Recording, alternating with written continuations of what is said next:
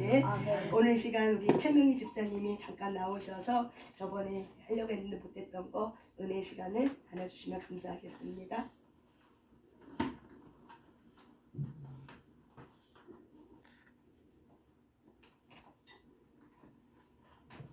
네, 안녕하세요. 최명희 집사입니다.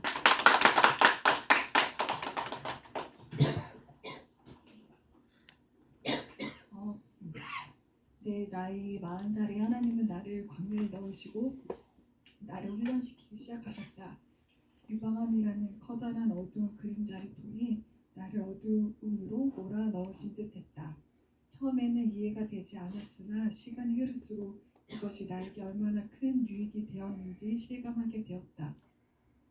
커다란 문제 앞에서 내가 할 수 있는 것은 새벽 예배밖에 생각나지 않았고 신랑 또한 먼저 나에게 이것을 제안하였다.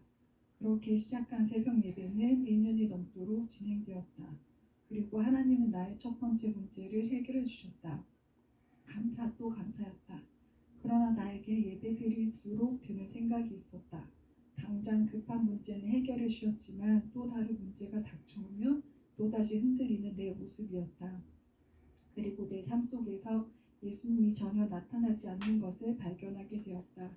교회에서는 친절한 집사님이었지만 반대로 가정에서는 남편 머리 위에 앉아 있거나 아이들이 잘못할 때마다 지적질하며 잔소리하는 엄마, 화내는 엄마, 소리 지르는 엄마였기 때문이다.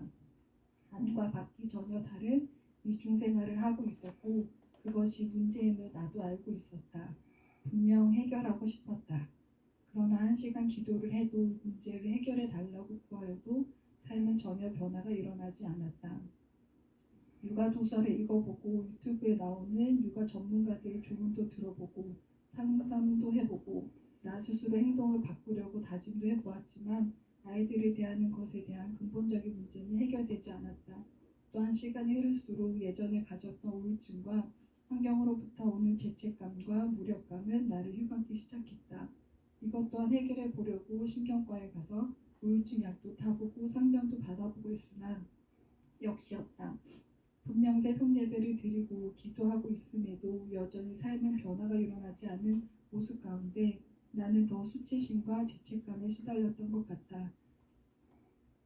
지금 생각해보면 내가 주인 돼서 신앙생활을 했고 주인이 바뀌지 않으니 변화가 나타나지 않는 것은 당연한 것이었다. 그러던 와중 이찬용 권사님에게 연락이 왔다.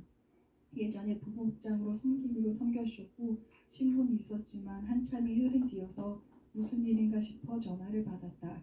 그리고 나에게 진짜 예수님이 주인이시냐, 예수님이 살아계신 걸 어떻게 증명할 수 있냐 등 생각지도 않은 질문들을 해주셨다.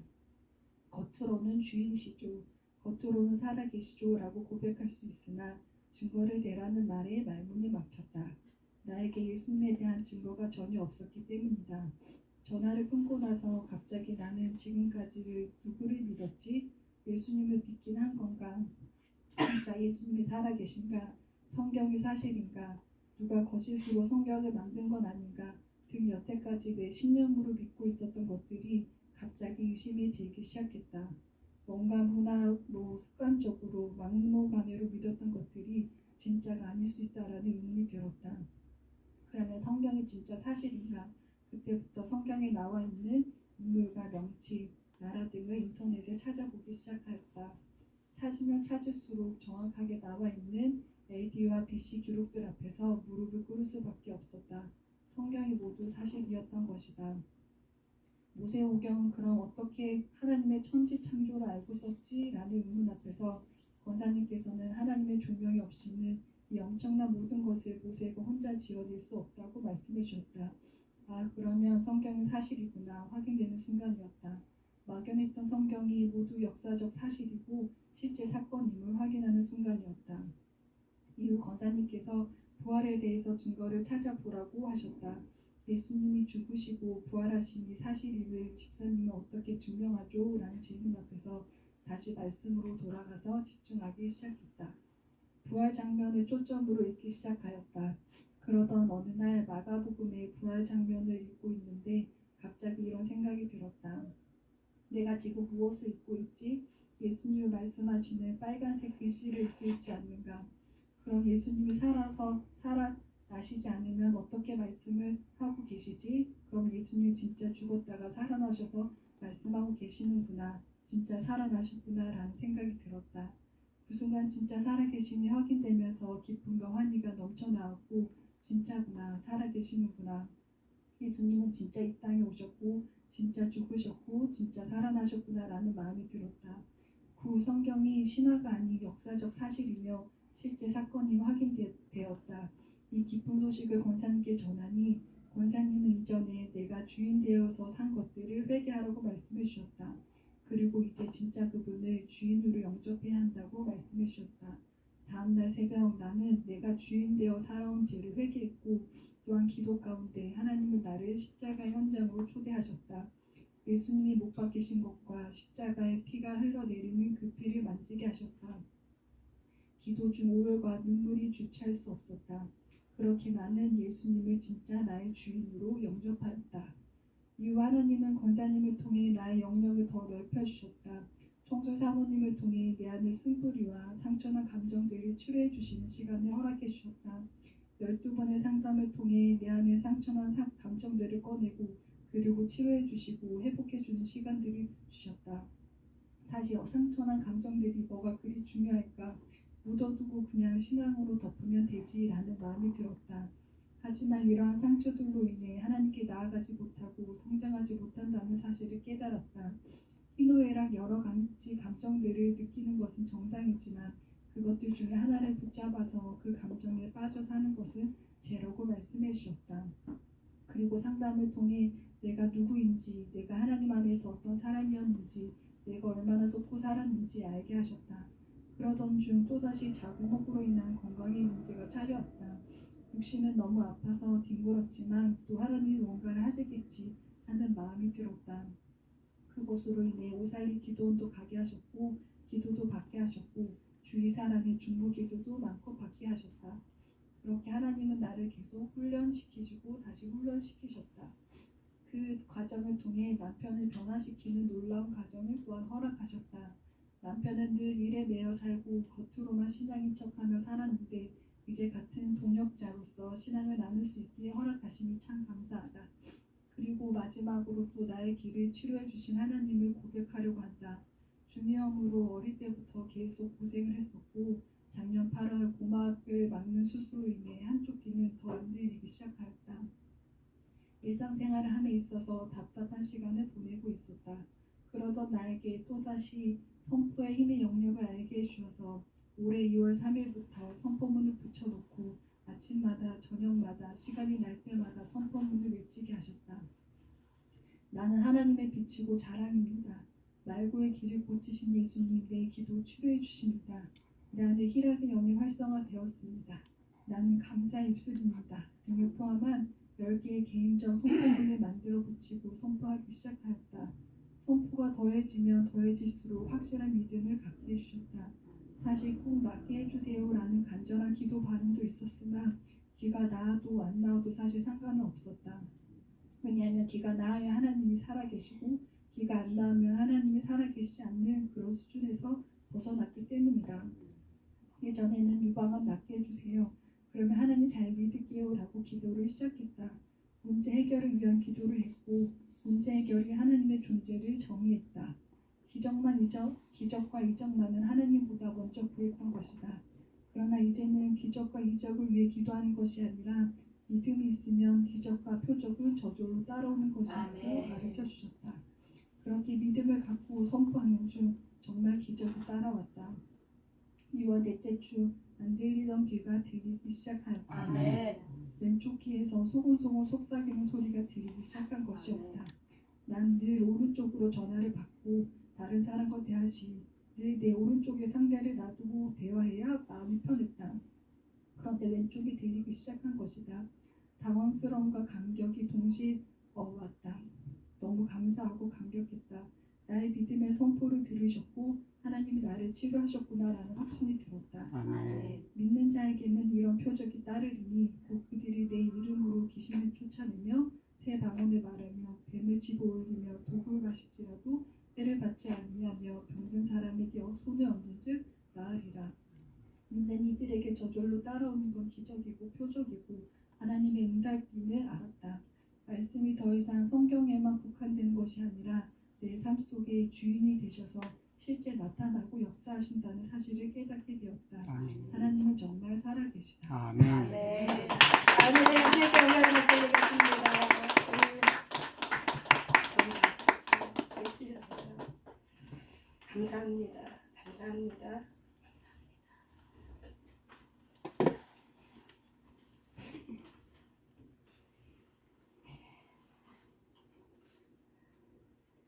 제가 우리 최명희 집사님께 상담하면서 치유하면서 저도 치유되면서 또 도전이 되는 그런 참 귀한 집사님입니다.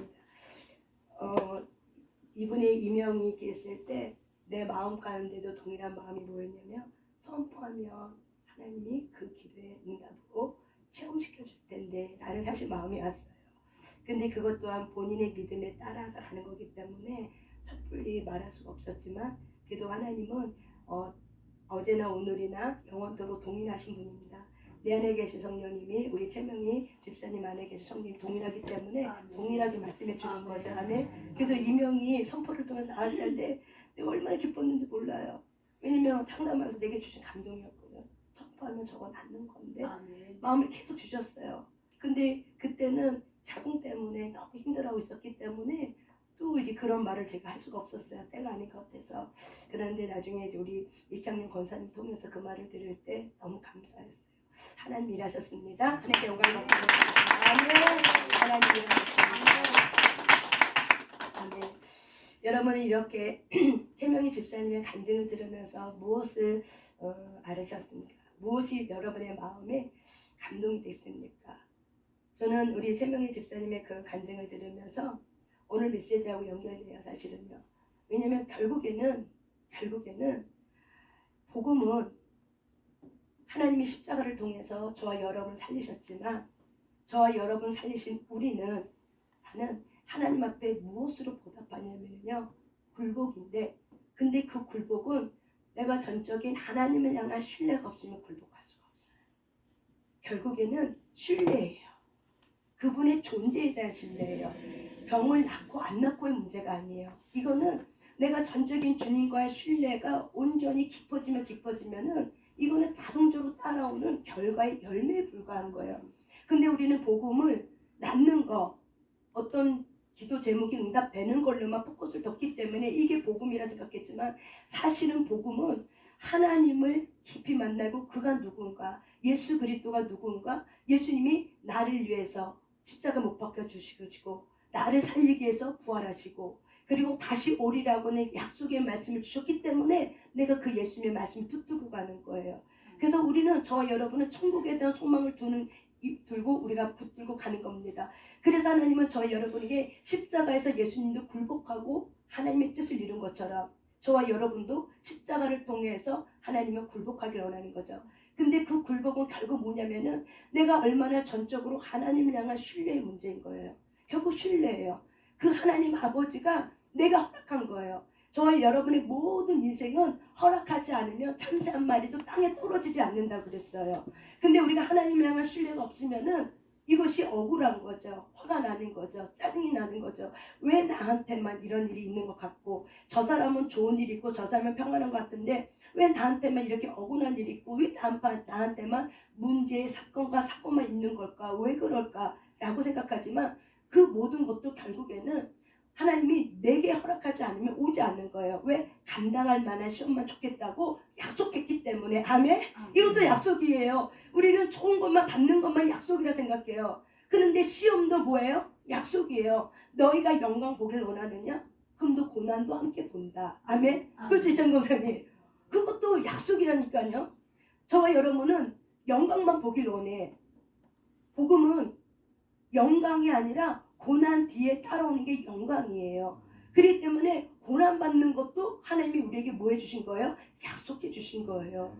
근데 우리는 한쪽만 먹고 한쪽은 안 보는 거죠. 그래서 우리는 반쪽 복음이라고 해야죠. 내가 취하고 싶고 내가 믿고 싶고 좋은 것만 보지 내가 힘들고 어려운 거는 나는 못해, 난 감당 안 돼. 그럴지라도 하나님은 감당하게 하시면서 감당할 만큼 주신다니까요. 아멘. 아멘. 아멘. 그래서 고난도 뭐예요? 하나님의 허락하심이고 고난도 하나님의 약속이라는 걸 저와 여러분이 아멘. 믿으시길 바랍니다. 아멘. 아멘. 부활만이 약속이 아니라 죽는 것도 약속이에요. 결국 죽는 건 뭐냐? 굴복이에요.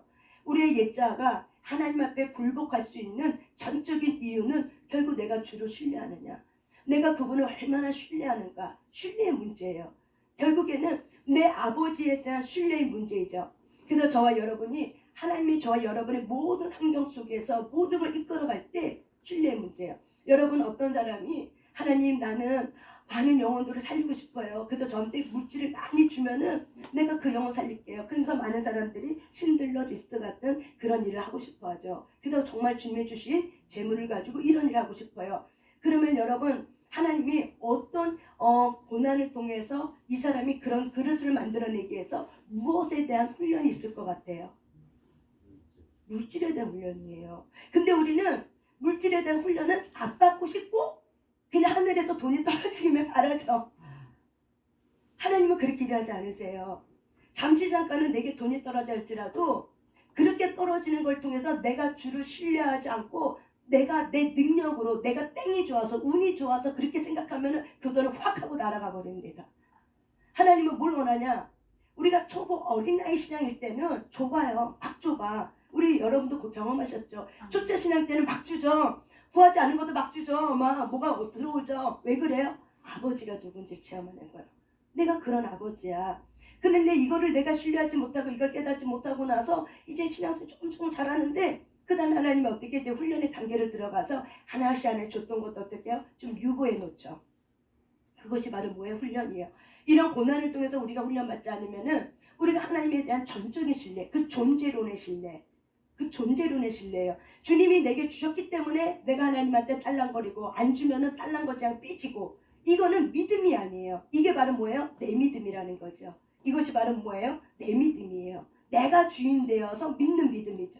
삐지고 억울해하고 뭐 이런 것들. 근데 우리가 신앙이 성숙해가고 성숙해 가면 갈수록 삐져도 억울해도 하나님은 그런 저와 여러분을 버립니까? 안 버립니까? 버리지 않으세요. 근데 우리는 상처나 감정이 있기 때문에 하나님이 나를 버렸다고 생각하죠. 그렇지만 하나님은 약속했죠. 내가 너희를 영원토록 버리지 아니하리라. 이런 약속을 줬단 말이에요. 육신의 아버지는 나를 버린다 할지라도 나를 때로는 유기했다 할지라도 내 영혼육의 아버지는 저와 여러분을 버리지 않습니다. 그래서 약속해 주십니다. 영원토록 내가 너를 버리지 아니하리라 라고 말씀했기 때문에 이것이 바로 뭐예요? 전적인 하나님 아버지에 대한 존재론의 신뢰인 거죠. 그렇게 우리를 훈련해 가면서 이 고난 통해서 우리가 내가 하나님 아버지를 믿지 못하는 마음, 내 육신의 아버지 때문에 상처나 감정 때문에 온전히 믿지 못하는 그 마음을 어떻게 해요? 다듬고 깎아내고 또 하나님이 이렇게 하나씩 주면서 또 이렇게 소망 주면서 또 고난 가운데 들어가면서 이렇게 하는 이유가 왜 그래요? 하나님이 우리를 어떻게 해요? 하나님의 자녀이기 때문에 사랑하기 때문에. 그래서 히브리서 12장 말씀은 하나님은 사랑하는 자들에게 징계 준다. 아멘. 약속이에요. 여호와는 나의 목자시니 내게 부족함이 없으리로다. 그래서 이 목자는 막대기가 때로는 길을 인도하는 지팡이가 되기도 하지만은 길을 인도하는 지팡이가 되기도 하지만 때로는 뭐예요? 때로는 양이 말을 안 듣고 잘못된 길로 가고 낭떠러지로 막 가려고 고집하면 어떻게 해요? 그 막대기가 지팡이가 뭐도 돼요? 막대기로 때리는 채찍으로도 박히죠. 왜? 그렇게 해서 고집을 꺾지 않으면 그 양은 어떻게 돼요? 낭떠러지에 떨어져 죽게 되는 거예요. 그래서 여호와는 나의 목자이시기 때문에 돌봐야 되는 의무가 있어. 아멘? 하나님은 저와 여러분을 지으셨어요. 그렇기 때문에 돌봐야 되는 의무가 있어요. 믿지 아니하는 자도 돌보세요. 어떻게? 일반적 원칙을 가지고 신문대로 거두는. 그래서 믿지 않는 자에게도 고난은 뭐예요? 죽게 돌아오라는 하나님의 징표입니다. 아멘. 믿는 자에게 고난은 바로 뭐예요? 우리의 겉사람에 깨어져서 우리가 주님 앞에 복음의 증인으로 살아낼 수 있도록 하나님은 저와 여러분에게 믿는 자에게는 사랑하는 자들이 징계를 통해서 하나님 아버지를 증언하는 증인으로 일어나라고 저와 여러분을 이렇게 훈련시키는 과정이 있는 거예요. 아멘. 그렇기 때문에 저와 여러분의 목자가 되신 하나님 아버지는 지팡이와 막대기로 우리를 이끌어갑니다. 그래서 지팡이는 우리를 지도하고 훈계하고 가르쳐주고 하지만은 고집이 세서 내 마음대로 하고 내 뜻대로 하려고 해. 그러면 어떻게 해요? 때리는 거죠. 그래서 때리면서 글로 가면 안 돼, 안 돼. 그런데 말 안 들어. 그러면 어때요? 한 대 맞을 거 몇 대 맞아요? 2대 맞고 3대 맞고. 여러분도 어릴 때 많이 그래 봤죠. 한 대 맞을 거. 아빠 잘못했으면 안 맞을 것도 고집피어서 입 꾹 다물고 있다가 3대 맞고 4대 맞고 그런 경우 있죠? 예. 그런 경우가 이제 매를 번다고 거예요. 그래서 아버지는 어떻게 해요? 징계를 통해서 어떻게 해요? 우리를 깨닫게 해주는 거죠. 왜 그렇게 한다고요? 사랑하기 때문에. 사랑하기 때문에. 그 울타리 벗어나면 안 되는데 사랑하기 때문에 하나님은 저희 여러분에게 징계해요. 그래서 하나님은 누구 뜻대로 징계하느냐? 여러분의 뜻대로 징계하는 것이 아니라 하나님의 뜻대로 징계하세요. 아멘. 아멘. 내 원하는 대로 징계하지 않는다고요. 하나님은 저와 여러분을 어떻게 돌봐야 될지를 너무 잘 알아요.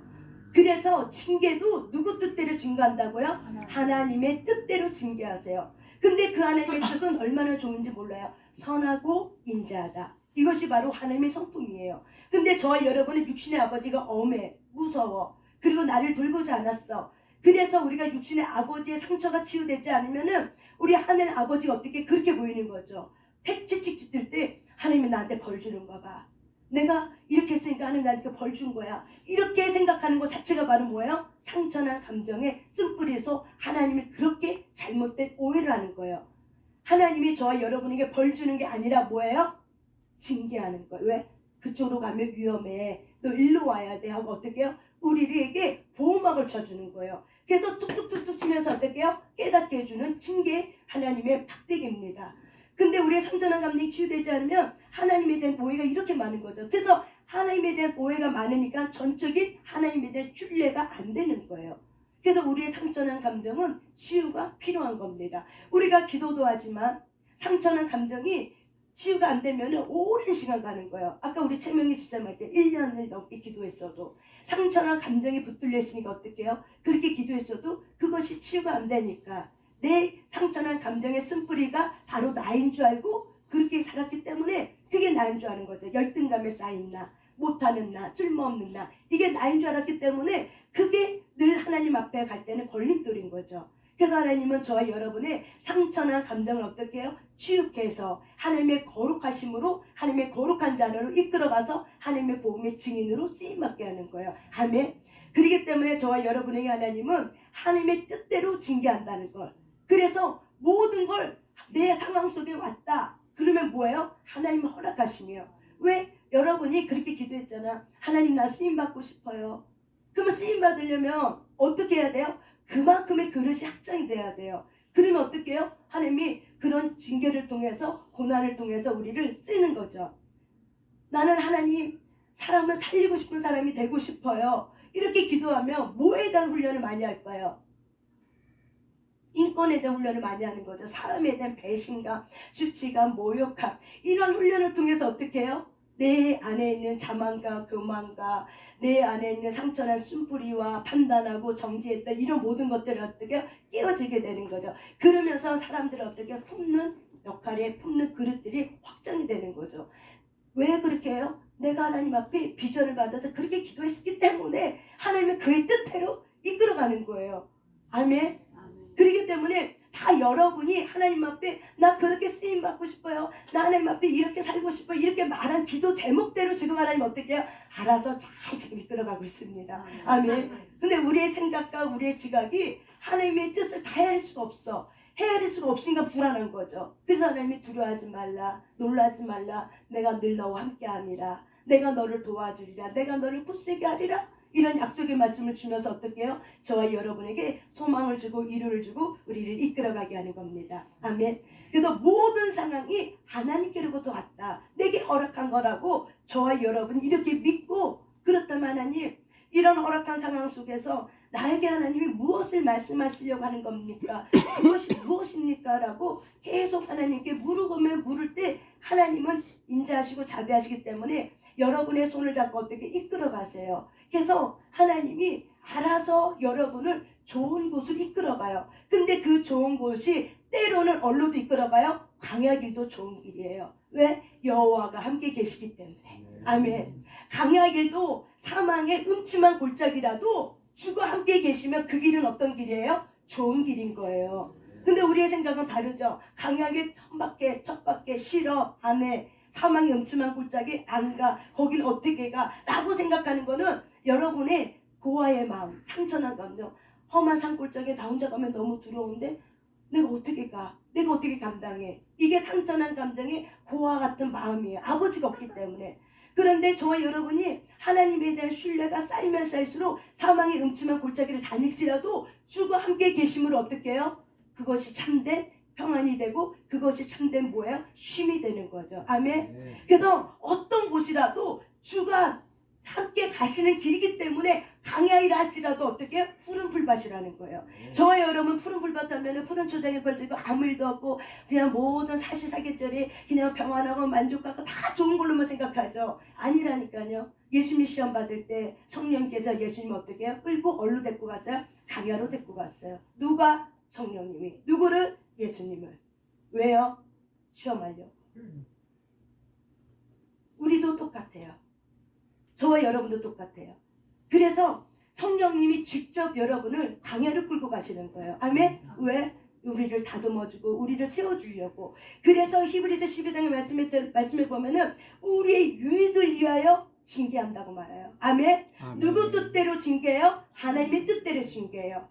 근데 누구의 유익이에요? 나에게 유익을 주기 위해서 하나님께서 당신의 뜻을 가지고 하나님의 바라는 목적을 가지고 그 목적은 선하고 살리는 쪽이에요. 평안이에요. 생명이에요. 살리는 쪽이기 때문에 하나님은 우리를 어떻게 글로 이끌어가겠다는 약속의 말씀을 주시는 겁니다. 아멘. 그렇기 때문에 저와 여러분의 유익을 위해서 하나님은 징계를 한다는 거예요. 이것이 바로 뭐예요? 히브리서 12장에 있는 말씀을 저와 여러분이 십자가 앞에 내가 하나님의 자녀로서 내가 굴복되어지고 복음이 정확하고 내가 누군지 알고 하나님이 누군지를 정확하게 알면은 그 십자가 앞에서 징계가 오면 나의 유익함을 위해서 하나님이 또 나에게 이렇게 깎아내겠구나. 내게 뭔가 말씀하고 싶은 게 있구나. 내가 뭔가 깎아낼 게 있고 고쳐야 될 것이 있구나 라고 깨달으면은 그 광야는 쉽게 통과됩니다. 그런데 그 광야가 쉽게 통과되지 않은 이유는 바로 왜 그래요? 이렇게 교만한 양이 내 멋대로 하겠다고 내 뜻대로 한번 해보겠다고 하다가 결국은 어떻게 해요? 낭떠러지에 떨어지게 되는 겁니다. 아멘. 우리 한번 말씀 한번 찾아보겠습니다. 우리가 한번 사무엘하 16장 10절입니다. 이거는 말씀을 좀 찾아야 될 것 같아서 찾겠습니다. 사무엘하 16장 10절입니다.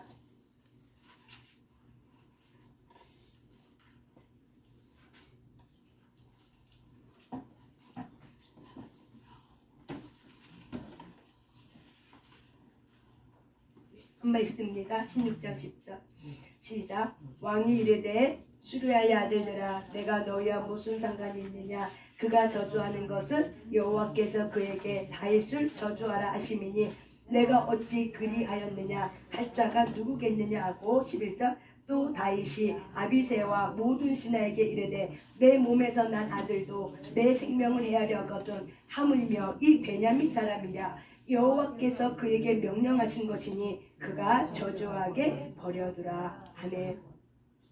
여러분 어떤 장면인지 알 거예요. 시므이가 이 장면이 어떤 거냐면요. 이 장면이 압살롬이 반역을 하죠. 압살롬이 누구예요? 다윗의 아들이에요. 다윗의 아들이 결국에는 아빠의 왕권을 쟁탈해서 왕의 자리에 올라가요. 그래서 결국 다윗은 쫓겨나는 거예요. 이제 그는 방명생활로 돌아가 버려요. 그래서 신하들을 데리고 조촐하게 이제 방명생활을 가는 길목에서 누구를 만나면 시므이라는 사람을 만나요. 근데 이 시므이는 누구냐면 사울 왕의 친족이에요.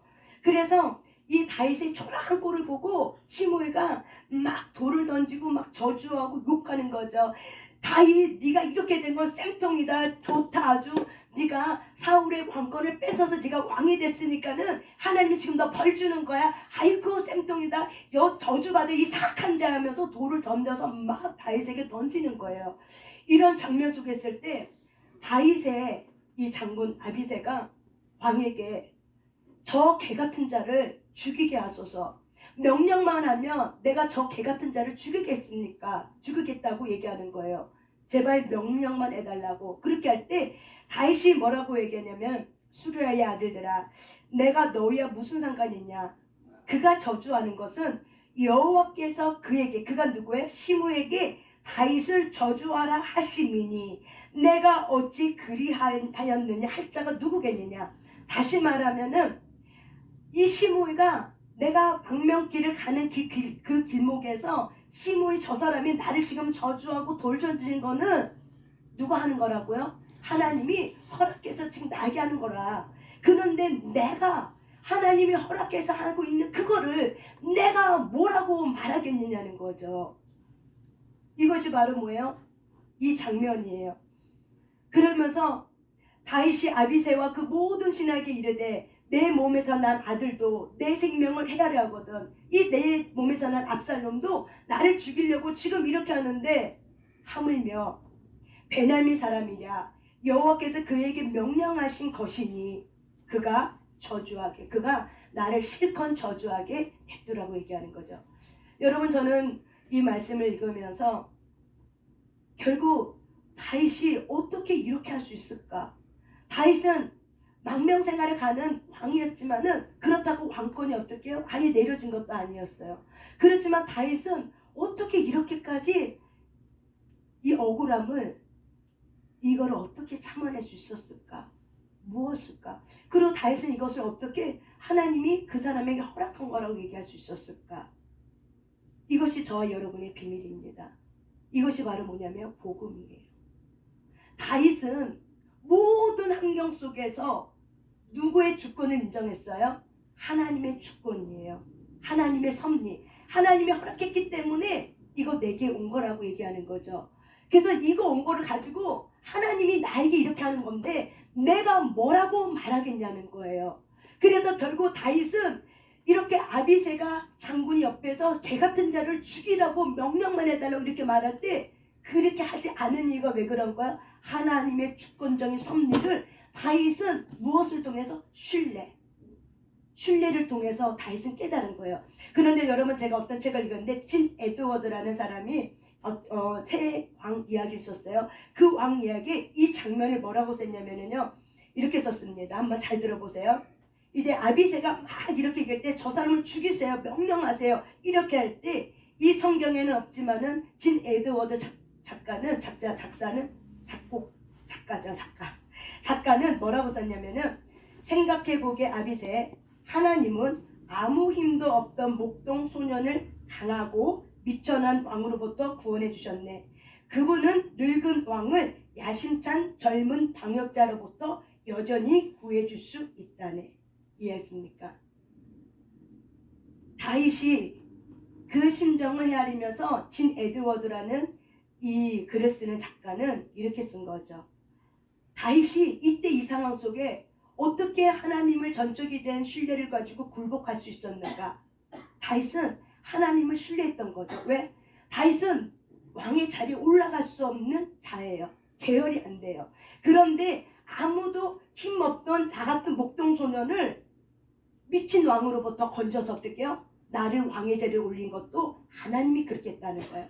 그렇다면 그분은 늙은 왕, 나 같은 이 나이가 많이 먹은 이 늙은 왕을 야심찬 젊은 반역자 압살롬으로부터도 여전히 구해줄 수 있다네. 이해하셨습니까? 뭘 말한 거예요? 하나님이 허락하면 내가 그 자리에 다시 올라갈 수도 있고 다시 내려올 수도 있고 결국에는 내가 이렇게 된 것도 결국 뭐예요? 하나님의 주권 하에서 내가 이렇게 내려온 것도 하나님의 주권이라는 것을 철저하게 인정하는 거죠. 이거를 인정했기 때문에 굴복할 수 있었던 거예요. 아멘? 아멘. 우리가 십자가 앞에서 굴복할 수 없었던 이유는 결국 딱 한 가지예요. 하나님에 대한 신뢰가 없기 때문에 그래요. 하나님에 대한 신뢰가 없기 때문에 그래요. 하나님에 대한 신뢰가 없기 때문에 전적인 굴복을 할 수가 없는 거야. 십자가는 알지만은 그 십자가는 나하고는 멀어. 부활은 좋지만 살아난 건 좋지만 죽는 건 싫어. 십자가에서 죽으면 결국 뭐예요? 저와 여러분의 옛자의 굴복이에요. 옛자가 굴복되지 않으면 내 안에 예수가 살아서 역사할 수 없어요. 십자가의 복음은 내 안에 있는 예수가 살아나려면 여러분의 옛자가 하나님 앞에 십자가 앞에서 굴복되어질 때 누구만이 굴복할 수 있어요? 하나님을 향한 신뢰를 갖고 있는 자. 어떤 환경 속에도 하나님은 이렇게 할 수 있어. 어떤 환경 속에도 하나님은 할 수 있는 분이야. 모든 환경 하나님이 허락하셨어. 그분이 일하실 거야. 그래서 다윗은 뭘 기다린 거야? 하나님의 때를 기다린 거죠. 이게 지혜예요, 여러분. 뭐든지 내 생각도 되는 게 아니에요. 그래서 징계를 누구 뜻대로 한다고 얘기했어요? 하나님의 뜻대로. 그런데 그렇게 징계를 받아보니까 누구한테 유익이 있었어? 나에게 유익이 있었던 거죠. 하나님께 유익이 있는 게 아니라 누구한테 유익이 있었던 거야? 나에게 유익이 있었던 거죠. 어떤 사람이 하나님 나는 이런 일을 하고 싶어요. 그렇게 막 기도를 했어요. 환경에 몰아쳐요. 물건을 가지고 사망의 에어싸움을 당하고 막 일이 있어요. 그러면 결국 뭐예요? 하나님이 그 사람을 그렇게 세우려고 뭐 하고 있는 거예요? 지금 낮춰서 훈련시키는 거예요. 뭘 주려고? 물건을 주려고. 근데 물건을 주려면은 겉사람이 깨지지 않으면 그 물건이 결국 뭐예요? 탐욕으로 가서 그 사람이 생명값을 죽여버려요. 하나님은 그러면 그렇게 줄 수 있을까요? 못 주는 거예요. 왜? 그 영혼을 사랑하기 때문에.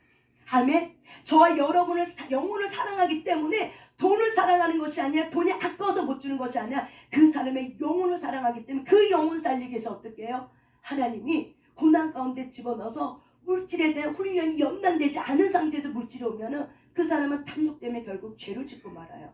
그래서 그 물질 때문에 결국 하나님 몰라요. 땡큐 아멘 하고 떠나버리고 말해요. 얼마나 많은 사람들이 물질 때문에 어려워서 기도했지만은 결국은 돌파됐어. 그러고 나서 나중에 하나님 나 몰라 하고 떠나는 사람이 얼마나 많은지 몰라요. 돈은 얻었지만 돈은 가졌지만 결국 하나님을 잃어버린 자가 됐어요. 그러면 그 사람이 갖고 있는 그 돈이 영원할까요?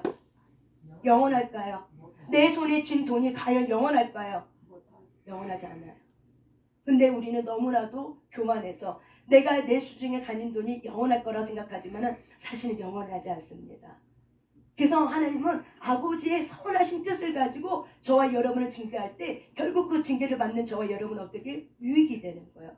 결국 여러분의 영혼이 어떻게 살리심을 받고 내 옛자가 하나님 앞에 굴복이 되어서 하나님 향한 전적인 신뢰가 어떻게 해요? 온전한 친밀감으로 주님 앞에 깊이 들어가게 될 줄 믿습니다. 아멘. 세명의 집사님이 저렇게 간증하고 그런 고난 가운데 터널을 이렇게 나올 수 있었던 건 바로 뭐예요? 그 안에 전적인 신뢰를 가하면서 하나님이 하실 거야, 인도하실 거야. 막혔어. 그럼에도 불구하고 하나님 일하실 거야. 그 틈새에 나오는 하나님의 신뢰에 대한 작은 틈새에 나는 그 빛을 바라보고 일어선 거예요. 아멘. 아멘. 처음부터 하나님은 큰 빛을 주고 광명을 갖고 주는 게 아니에요.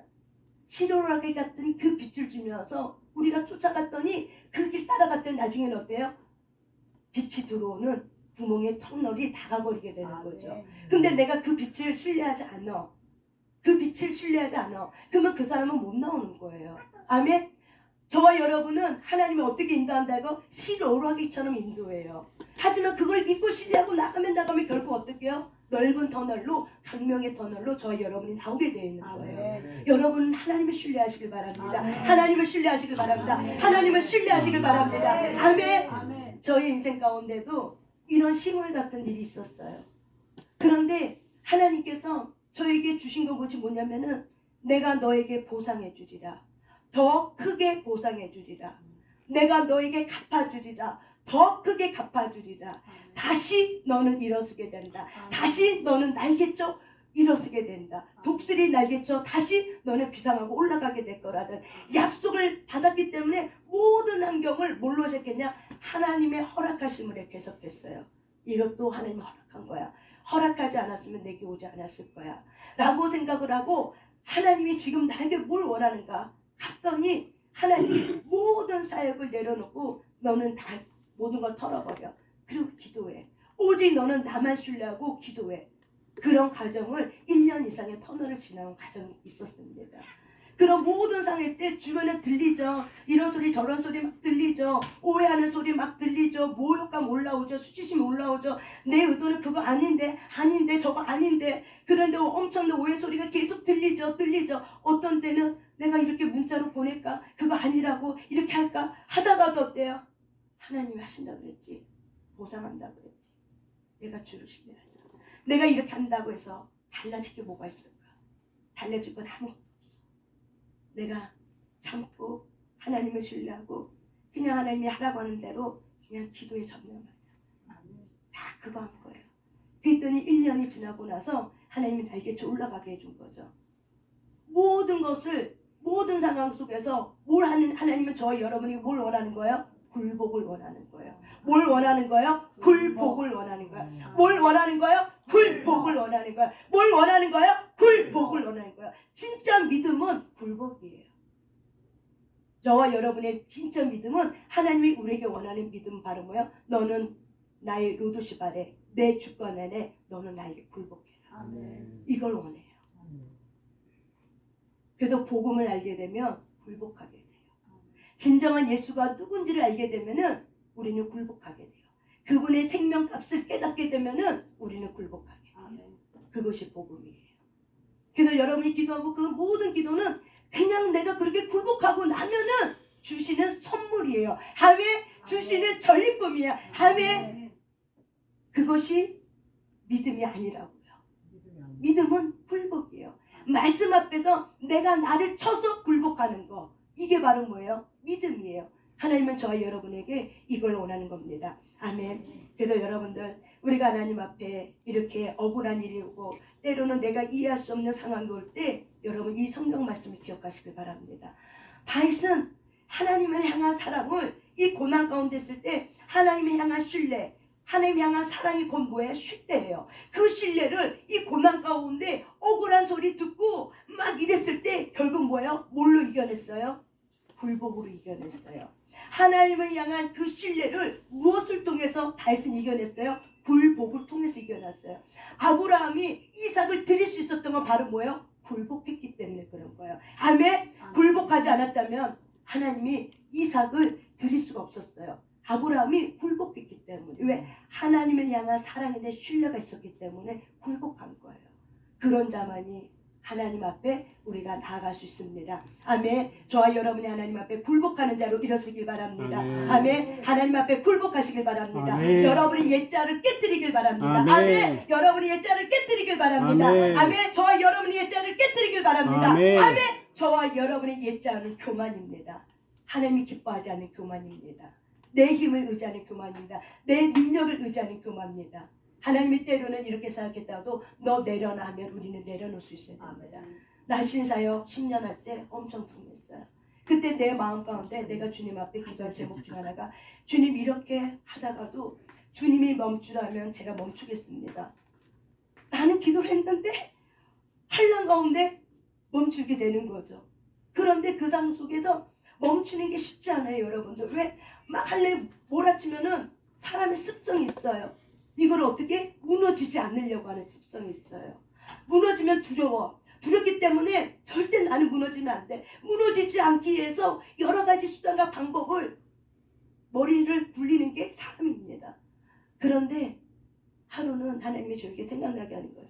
너가 멈추라고 할 때, 내가 멈추라 할 때 네가 멈출 수 있다고 너가 나한테 기도하지 않았냐. 모든 걸 내려놔. 다시 시작할 거야. 너는 내려놔. 여러분 그 마음이 성령의 음성을 들었다 할지라도 그것이 여러분에게 굴복하기가 쉬운지 압니까? 여기 있는 증인들이 있어요. 그것이 굴복하기 쉬운지 압니까? 쉬운 일이 아니에요. 그런데 약속의 말씀을 믿은 거죠. 다시 하나님이 나를 일으키고 다시 하나님께서 나를 버린 게 아니라 잠시 잠깐 하나님이 나를 새 옷을 갈아입히기 위한 하나님의 그 사랑의 마음을 내가 읽은 거죠. 내가 이렇게 멈춘 거는 하나님의 사랑이다. 내가 하나님이 나를 버린 게 아니야. 나를 다시 일으키기 위한 하나님의 계획이 있어. 나 그거 믿은 거죠. 그거 믿고 조용히 하나님 앞에 기도하고 말씀 보고 배울 수 있는 거 배우고 공부하러 다니고 그런 세월을 보낸 거예요. 여러분, 저와 여러분에게도 동일한 그런 때가 옵니다. 모든 거 할 때 멈추라 하면 우리는 멈출 수 있어야 된다. 근데 여러분 그게 쉽지 않아요. 돈 이렇게 벌었는데 돈 다 갖다 줘. 쉬운 겁니까? 안 그럴 거예요. 엄청난 내적 갈등을 하고 자기와 엄청 싸울 거예요. 나 이렇게 피땀 흘려 했는데, 나 눈물 흘렸는데, 한 영혼 세우느라고 눈물 흘리면서 하나님 하신 거 아시지 않습니까? 이렇게 하는데 내가 피땀 흘리고 주님 보시지 않았습니까? 한 영혼 세우는데 얼마나 눈물 흘렸는데 하나님 어떻게 이렇게 할 수 있겠습니까? 내가 뭘 잘못했습니까? 이런 항변이 여러분 없겠어요? 있죠. 했죠. 하나님 앞에 했는데 하나님이 멈춰. 괜찮아. 털어. 멈춰야 돼. 다시 일으켜. 내가 너 버리지 않은 거야. 너 버린 거 아니야. 다시 일으키기 위한 방법이야. 너 버리지 않아. 내가 영원토록 너와 함께 있겠다는 그 약속은 영원해. 내가 너 버리지 않는다. 네가 사망의 음침한 골짜기에 가 있어. 나도 그 자리에 있단다. 너가 불 속에 들어갔어. 나도 그 자리에 있단다. 기도하는데 내가 불 속에 들어가 있는 거예요. 시험 연단 속에 있는 거죠. 근데 눈을 뜨고 보니까 그 자리에 성령님이 계시는 거죠. 예수님이 계시는 거죠. 그때 내 마음이 접어졌어요. 그렇다. 불 속에 나 혼자 있는 게 아니구나. 그분이 계시구나. 그래서 모든 걸 내려놓고 하나님이 하세요. 이젠 주가 일하세요. 내가 아버지의 뜻이 무엇인지 알았습니다. 하나님이 나를 버림이 아니라 나를 다시 일으키기 위한 하나님의 사랑인 걸 내가 깨달았습니다. 주님이 일하시옵소서 하고 주님께 모든 걸 내어드리고 하나님이 원하는 방법대로 순종하면서 기도와 말씀과 책을 읽어가면서 하나하나씩 다시 일어서는 훈련한 겁니다. 아멘. 저와 여러분의 삶 속에 이런 일이 있을 때 다윗이 어떻게 반응했는가? 십자가의 복음이 무엇인가? 이 다윗이 뭘 발견했는가? 결국 예수 그리스도, 결국 하나님 그분을 만났기 때문에 굴복할 수 있었던 겁니다. 그게 바로 뭐예요? 신뢰예요. 굴복은 결과예요. 결국 가정은 뭐예요? 내가 주로 신뢰하는 그 마음이에요. 하나님을 사랑하는 그 마음이 있을 때 저와 여러분은 굴복할 수 있습니다. 아멘. 아멘. 어떤 것도 굴복할 수 있습니다. 아멘. 이 시간 하나님 앞에 찬양 올려드리면서 저와 여러분이 하나님 앞에 기도하며 나아가겠습니다. 주만 바라볼지라 주를 찬양합니다. 아멘.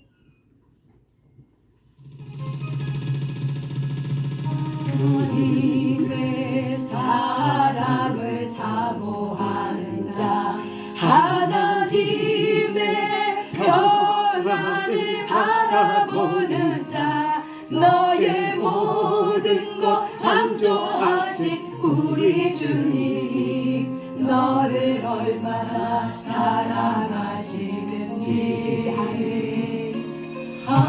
하나님께 찬양과 경배하는 자, 하나님의 선하심을 닮아가는 자, 너의 모든 것 창조하신 우리 주님이 너를 자녀 삼으셨네. 하나님 사랑의 눈으로 너를 어느 때나 바라보시고, 하나님 빈자한 죄로서 언제나 너에게 기울이시니, 어두움에 밝은 빛을 비춰주시고 너의 작은 슬픔에도 응답하시니, 너는 어느 곳에 있든지 주를 향하고 주만 바라볼지라.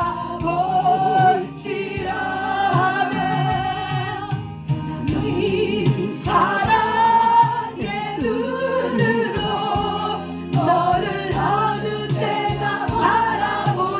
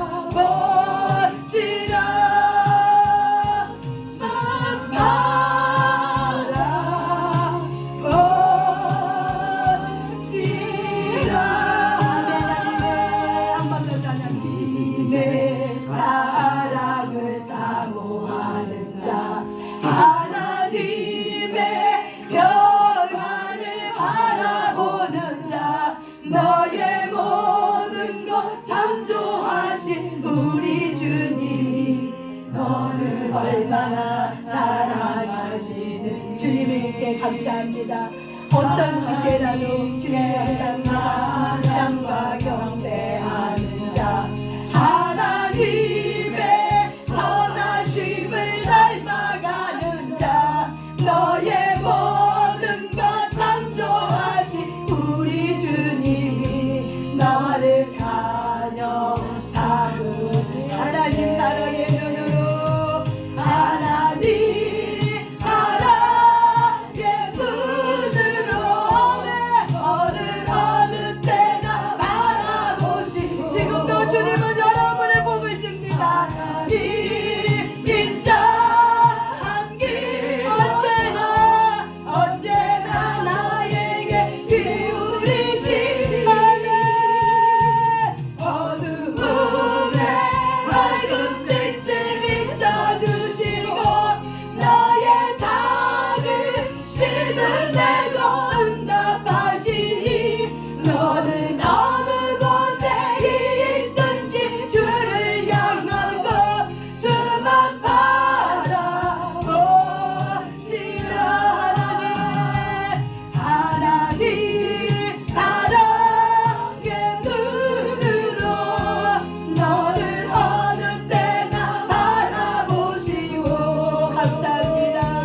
하나님 인자한 길로서 언제나 너에게 기울이실 하늘 어두움에 맑은 빛을 비춰주시고 너의 작은 시든에도 응답하시니 너는 어느 곳에 있든지 주를 향하고 주만 바라보 하나님 사랑해 하나님 사랑의 눈으로 너를 어느 때나 바라보시고 하나님 인자한 길로서 언제나 너에게 기울이실 어둠에 밝은 빛을 비춰주시